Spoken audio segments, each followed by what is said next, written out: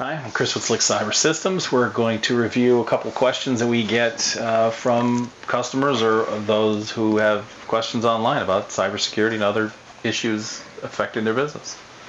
Today's message is from Kara. Tara? Kara with a K. Kara. Yeah. Sorry. She says she has some suspicious network activity has been detected. They've noticed some unusual activity on the network, and devices are disconnecting from one of the front desk systems.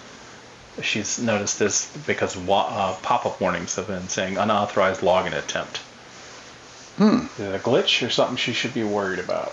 I would always be worried about something first, and if it's a glitch, that probably means you need to reformat the machine. Yeah. That could very well be, it sounds like an infected machine to me.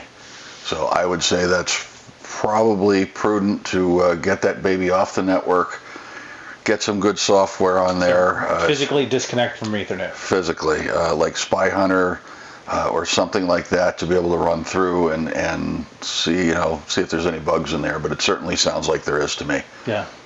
So that's and it could very well be a Trojan, where somebody literally is trying to, So disconnect it, break that activity they can get from outside to inside if there is a hole. Right.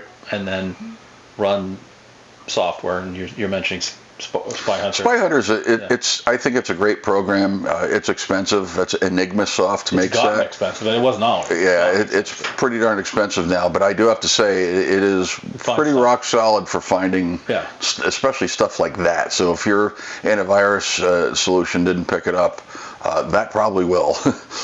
It's a good piece of software. I mean, there's others out there that are very good as well. But I think Trend owns that now. I think no, that was the other one. I was thinking something else. Yeah. But anyway, still, I would do that. I would get it installed, get it running, and clean the machine up, and chances are you'll be fine. If you have questions on it when it runs, and you still want someone to look at it, call us, call another, someone else that's technical, and have them take a look at it with you and discuss what they find. Sure, but yeah, definitely should be looked at. Not a glitch, my opinion. This is the next one's one of Steve's favorite topics. Random login lockouts from different people on the team. They say, hope we're doing well, but they've had a couple of weird issues. Some staff are randomly getting locked out of their Microsoft accounts. Okay. Even though the passwords haven't changed, and it's kind of been a pain in the, I'm going to be polite, backside. And who's the person that sent this in? Ben. I think I said it's Ben. Breaking Benjamin? Yeah. Okay. Passwords haven't changed. First and foremost, change your passwords frequently. I just had to get that in there because there very well may be a bad actor out there attempting to log in and locking the account, and that's what that sounds like to me. I would have everyone get new password resets in there, and you may see that problem disappear. Anytime we're dealing with Microsoft 365, and they're forcing MFA on there now, but when the passwords aren't changing and the device is constant, you tend not to get bugged by that too often, which is good and bad. But the good is you're not bugged by it. The bad is in a situation like this, right? So I would say, I would do a password reset across the entire org and force it. Yeah, and force the log out of all M365 sessions. Yeah. As soon as you change the password, do the force out, and then you should be good to go. So. Okay. All right, Ben, you got any questions? You're welcome to call us. Yep. We can answer and take a look at a little deeper with you. I do have one. I think that's kind of all I know. I get so excited for these ones. Can you guess? MFA? No, printer. Oh, printers. Printer won't work unless you stare at it, is what they're saying. Now, I don't think it's that. They say this one's driving them nuts. The main office printer is working for some users, And sometimes it just gives a driver error with no other explanation. They've uninstalled and reinstalled the drivers twice, and they want to see what's going on before they decide to toss it out a window. I'll if you tell me where you're at, Help you. I'll mail a baseball bat down to you. You can pull an office space out in the backyard, because that's probably what needs to happen. I guess there's two sides to this. So some people put the drivers on a print server. File server, print server.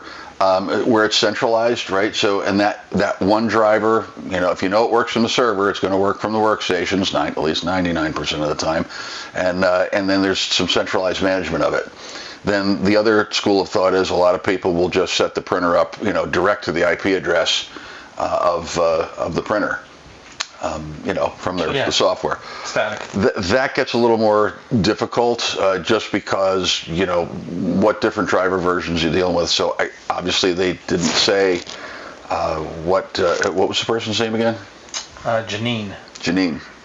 Janine, I don't know what to tell you there, other than I would need to understand, is this happening just with the print server type folks? Is it just happening with the direct connected folks? Is it a mixed bag?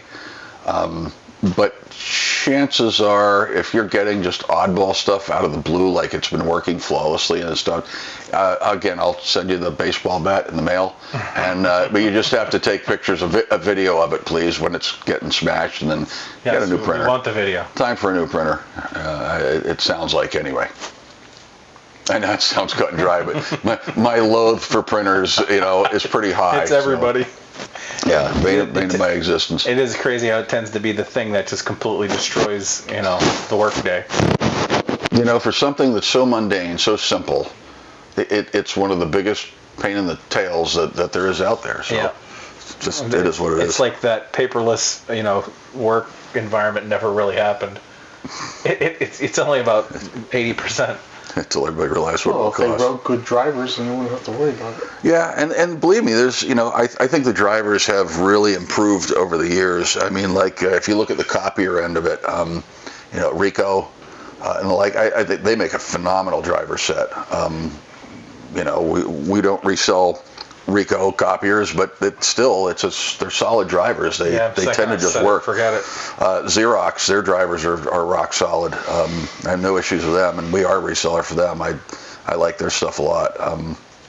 HP, that's a different story. What used to be rock solid, now with this damn smart printer, whatever it's called, I hate it. I absolutely hate it. It's home user stuff. It's toy. It's not corporate, in my opinion. So I don't know. I think HP is just making some really poor decisions with that. So when they rolled it out initially, it it seemed like it was like interesting, because it fixed a lot of problems, but then it created more. Yeah, definitely. Yeah, we still have a lot of customers who use HPs. I mean, we have 2 HPs here, in our office that are older now at this point, but still functioning and working. And I refuse to change the drivers from the old one just because. You're talking about Steve's favorites? Yeah, Steve's favorite printer, yeah. And then there's another one in the other office. But, I just refuse to touch the drivers on it because it's going to turn it into the HP Smart thing, and I just refuse. If I have to do that, I'm just going to can it and get a different printer, different brand. Yeah. Nothing against Hewlett. I love Hewlett Packard stuff, but the problem. I just don't like the way they're implementing the drivers now. I think it's again, it's more geared for the novice home user than it is for true corporate IT. Because a lot of the smaller companies that are putting these things in, they're buying home printers. They're not buying, the big corporate, monsters. Like we sell a Xerox, to a customer. We're not selling, a toy. We're selling an absolute corporate printer that is designed and built for work groups, the corporate environment. Yeah. So, just my opinion. Okay. Well, I don't know. You want to call it a day for this session, or it's up to you. I mean, I got more. I don't care. We could do one more. Okay. Let's do one more. I'm gonna skip this one. It's a food one, so we'll. Food.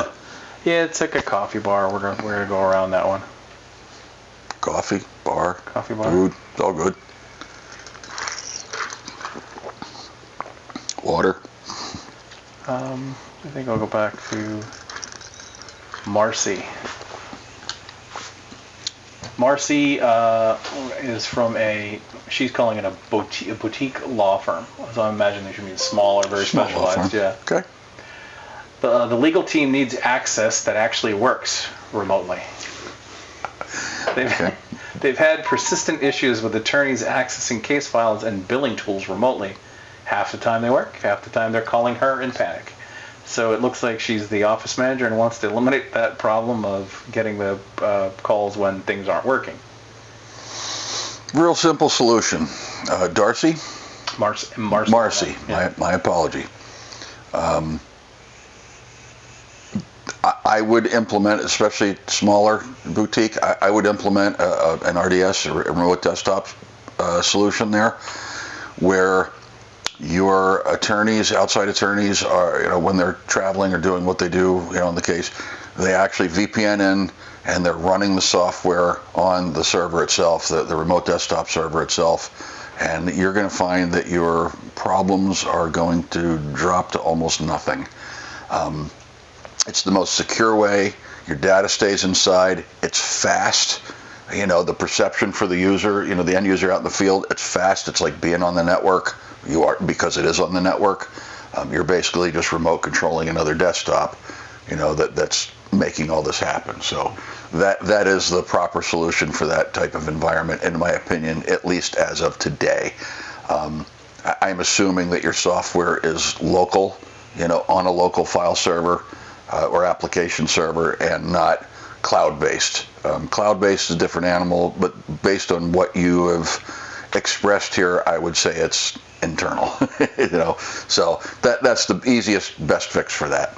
And it's not terribly expensive. It's expensive, but it's not terribly expensive. It's still the right way to do it. And you're going to eliminate your support calls, practically overnight by putting that in. Agreed. You look so happy.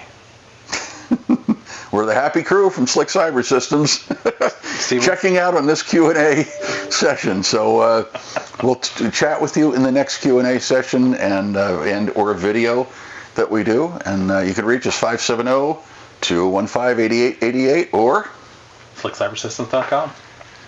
Cool beans. Talk to you in a bit. If you find this content helpful, please like the video, subscribe, and share with your friends and your colleagues. Thank you.